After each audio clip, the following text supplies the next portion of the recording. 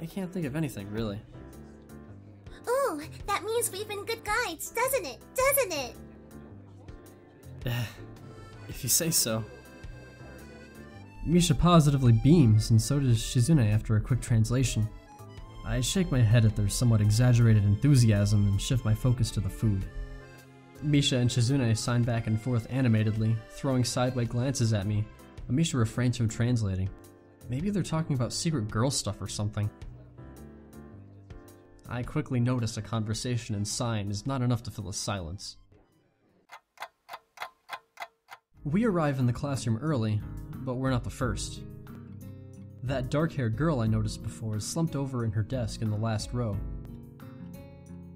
She jumps a little when Misha crashes into the room with the elegance of a rhino. She shrinks deeper into her seat. I can feel her tension all the way from here, as if she were slowly turning into stone just from our presence. Misha and Shizune either don't notice or don't mind it, as they walk directly past her to their seats and begin to converse. I'm left wondering about her, even when the classroom slowly fills with other students and finally the teacher. Getting into the rhythm of school feels strange. It's as if my brain remembers how this is done, but my body doesn't. Toward the end of class, I start yawning and counting the minutes left. I shouldn't be this tired on my first day of school. Maybe it's the long time spent in the hospital that made me like this. I'm even feeling physically weak and lifeless. Before long, the final bell rings. School's finally over for the day. Beside me, Misha and Shizune are having a short conversation. After a bit of deliberation, Misha turns to me. Unfortunately, we can't stay and show you around today, Hee-chan. We've gotta hurry out already since there's a lot of work for us to do. You'll find your way around here, I'm sure of it. Wait. The teacher said I'd have to see the nurse. Where do I go? Is that so? We can at least show you that much. Come on, the nurses have their own building, so we have to go outside. We join the flow of students making their way down the stairwell and outside, with the girls pointing out other senior classrooms in the same hallway as ours. When we get outside, the girls make their way to a smaller building right next to the school. It's built in the same style, so it looks like it's actually a part of the main building. This is the auxiliary building here. There's a lot of official and important stuff inside, like the Yamaku Foundation office and all the nurses' offices. They even have a swimming pool! How is that official? Don't be silly, Hee-chan. It's for physical therapy, of course. Anyway, all the nursing staff facilities are in there too.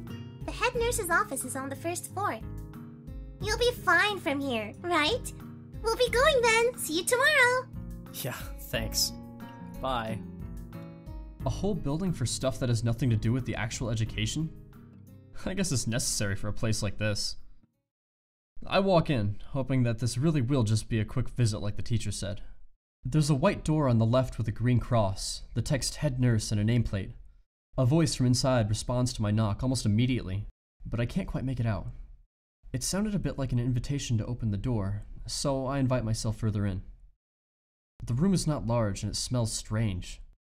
A friendly-looking man turns around on his office chair to face me as I enter. His desk is neat and tidy, but the bin under the table is overflowing with used medical utensils, and there are at least a dozen coffee cup rings lingering on the desk. Hello there. What can I do for you today? He's young-looking and sort of rugged, but the dimples in his cheeks wash that impression away when he smiles. Are you the nurse? He smiles like a person who has heard this very same question hundreds of times. Why, yes I am. It says so on the door, no? You can call me by name or just the nurse, like everyone else. Of course. I shake off my confusion, realizing I probably should grab his extended hand. His handshake is rather firm and friendly. Right. I'm a new student, and my homeroom teacher told me to come and meet you. My name is Hisao Nakai. His eyes light up with revelation and he snaps his fingers. Oh, you're that Nakai. I was just reading your file this morning. Some kind of chronic arrhythmia and related congenital heart and muscle deficiency, right? He gestures for me to sit down in a vacant armchair in front of his desk. Yes. Good. Well, you've probably already been briefed about the school enough, so I'll just go over this quickly. We have all kinds of facilities here, mostly physical therapy and such. There's always someone from my staff around, even at night, so never hesitate to call us if there is a problem. The famous 24-hour nursing staff. Wow, this is like a hospital. Well, not exactly. For instance, we don't do brain surgery here. His joke feels so out of place that I'm left wondering why he even said it. Yeah. It's just that it's really weird to have so many medical people at a school. You'll get used to it. I'm not so sure of that myself, but I don't let the nurse know it. Now, let me just find your file again. While he searches for something from his computer and shuffles stacks of papers around, I let my gaze wander around the room. It's the epitome of generic, I'd like to say. Beige walls and ceiling, dark gray laminate flooring, and all the equipment you'd expect from a school nurse's office. Even the ridiculous educational posters are hanging on all 4 walls, reminding me to eat properly, 3 times a day and from all the food groups. Smiling, the nurse draws a thick file from a stack of similar thick files and opens it. So, you already have medication for the arrhythmia. Just remember to take your pills every morning and evening or it won't be much help. Apart from that, do you do any sports? Rash stuff like, I don't know, boxing? He grins at his own joke, but I don't. Well, I played soccer occasionally with some classmates. Alright, I'm afraid I'm gonna have to recommend you refrain from doing that, at least for the time being. Oh. My lack of reaction makes him raise an eyebrow, but really, I'm not too bothered by him forbidding me to kick a ball around. I guess I never did it out of burning passion for the sport, just to have something to do. Any kind of concussion might be very dangerous to your heart, and risking another attack is not a good idea.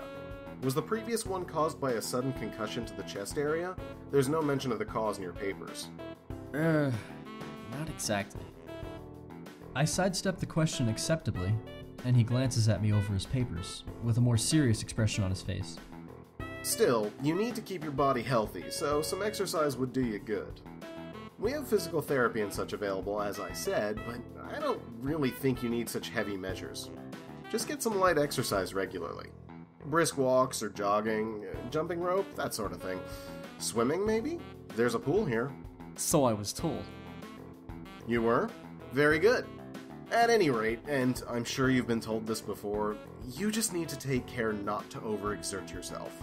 He wags his finger to emphasize the point. No need, really. I've heard this 1,000 times already. Absolutely no unnecessary risks. Take care of yourself. Okay. He goes over my papers one more time and sets them on the desk, obviously content. Good. That's it then. Come meet me if you ever need something. I'm ushered out before I even realize it. A quick visit indeed.